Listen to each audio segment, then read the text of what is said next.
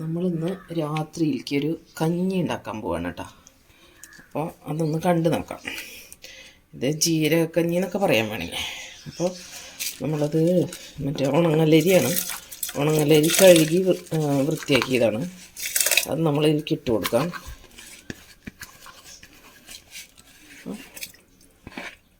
ഒരു ഗ്ലാസ് അരിയുണ്ട് കേട്ടോ. ഗ്ലാസ് അരി ഇട്ടിട്ടുണ്ട്. അതിലേക്ക് നമ്മൾ രാത്രി കഴിക്കാൻ വേണ്ടിയിട്ടുള്ള ഫുഡ് ഉണ്ടാക്കുന്നതാണ്. ഒരു സ്പൂൺ ആശാളി ഇട്ടിട്ടുണ്ട്. പിന്നെ ഒരു സ്പൂൺ ഉലുവിട്ടുണ്ട്. അതെല്ലാം കൂടി ഒന്ന് വെന്ത് വരട്ടെ. വെന്ത് കഴിഞ്ഞതിന് ശേഷം നമുക്ക് ഇതിലേക്ക് ഒരു അരപ്പ് ചേർക്കണം. അത് കഴിഞ്ഞിട്ട് അത് വഴി കാണാം. അതപ്പോഴേക്കും ഇതൊന്ന് വേവട്ടെ. ഒരു 2-3 വിസിലടിച്ചോ. നമുക്ക് കഞ്ഞിയിലേക്ക് വേണ്ട ഒരു അരപ്പ് ഉണ്ടാക്കാം. അതിലേക്കൊരു 4 ടേബിൾ സ്പൂൺ നാളികേരം ചിരകിയിട്ട് കൊടുക്കാം. പിന്നെ അതിലേക്ക് ഒരു ചെറിയ സ്പൂൺ ജീരകം ഇട്ട് കൊടുക്കാം. 2 വെളുത്തുള്ളി ഇട്ട് കൊടുക്കാം.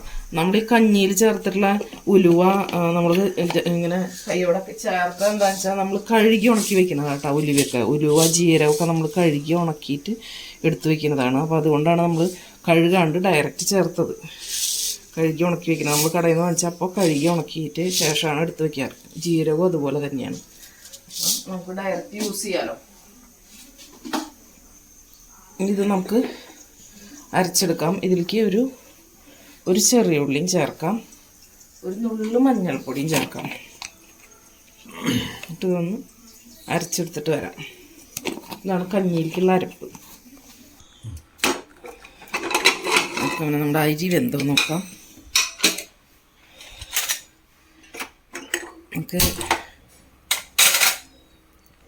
ഈ കഞ്ഞി കുടിക്കണമെന്ന് നമുക്ക് തോന്നിയത് എന്താണെന്ന് വെച്ചാൽ പനി പിടിച്ചിട്ട് വായയുടെ ടേസ്റ്റൊക്കെ പോയിരിക്കുക. അപ്പം നമുക്ക് ചില സാധനങ്ങൾ നമുക്ക് കഴിക്കണമെന്ന് തോന്നുമല്ലോ. അങ്ങനെ തോന്നിയ ഒരു ഐറ്റമാണത്. അപ്പോൾ അരിയൊക്കെ വെന്തിട്ടുണ്ട്. അതിലേക്ക് നമുക്ക് അരപ്പ് ചേർക്കാം.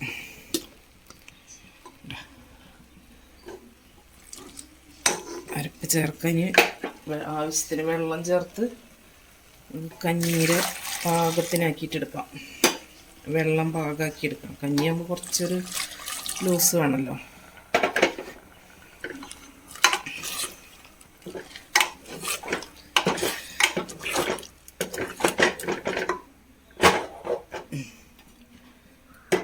മിക്സിയുടെ ജാറിൽ കുറച്ചും കൂടി വെള്ളം ഒഴിച്ചിട്ടൊന്ന് ഒഴിക്കട്ടെ.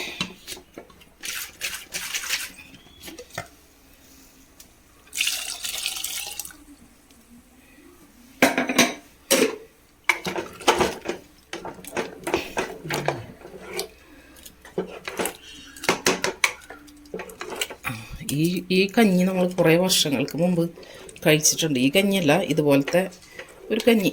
ഇതിനേക്കാൾ നല്ല ടേസ്റ്റുള്ളൊരു കഞ്ഞി കേട്ടോ. ആ കഞ്ഞിയുടെ ടേസ്റ്റ് ആലോചിച്ചിട്ടാണ് ഇപ്പോൾ നമ്മളിത് ഉണ്ടാക്കുന്നത്.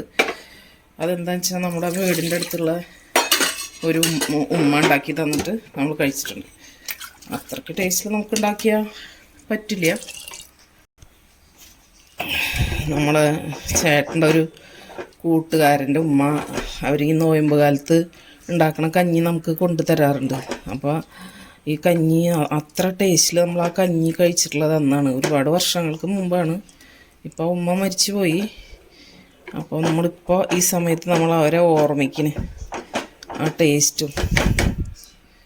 നമുക്കതിൽ ഉപ്പിട്ട് കൊടുക്കാം.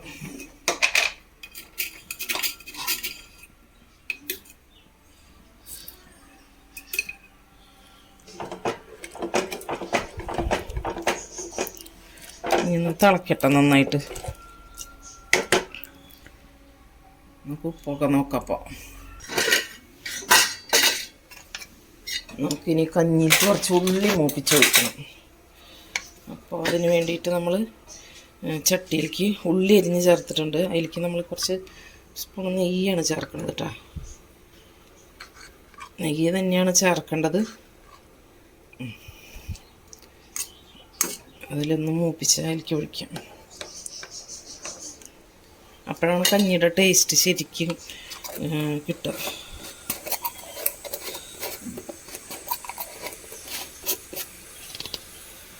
രാവിലെ കറി മൂപ്പിച്ചൊഴിച്ച ചട്ടി അങ്ങനെ മൂടി വെച്ചിരുന്നതാണ്, അഴുക്കല്ലാതെ.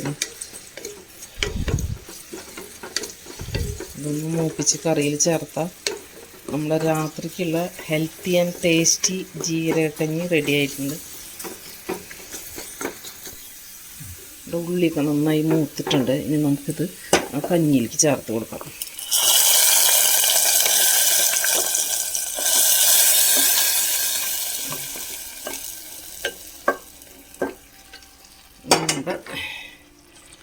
കഞ്ഞി ഇവിടെ റെഡി. നമ്മുടെ പനി സമയത്ത് നമുക്ക് കഴിക്കാൻ ആഗ്രഹം തോന്നി ഉണ്ടാക്കിയ കഞ്ഞിയാണ്.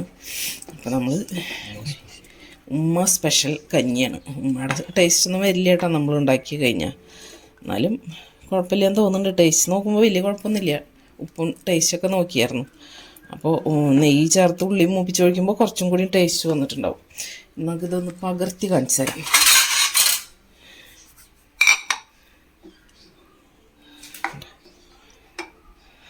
പനിയുള്ള സമയത്ത് നമുക്ക് ഇതേപോലെ ചില സാധനങ്ങളൊക്കെ കഴിക്കാൻ ആഗ്രഹം തോന്നില്ലേ? അപ്പോൾ തൊണ്ടവേദനയുള്ള സമയത്ത് നമുക്ക് ചിലപ്പോൾ ഐസ്ക്രീം കഴിക്കാൻ ആഗ്രഹം തോന്നും. എനിക്കങ്ങനെ ഐസ്ക്രീം കഴിക്കാൻ ആഗ്രഹം തോന്നാറുണ്ട് തൊണ്ടവേദനയുള്ള സമയത്ത്. പക്ഷെ കിട്ടാൻ മാർഗമില്ല.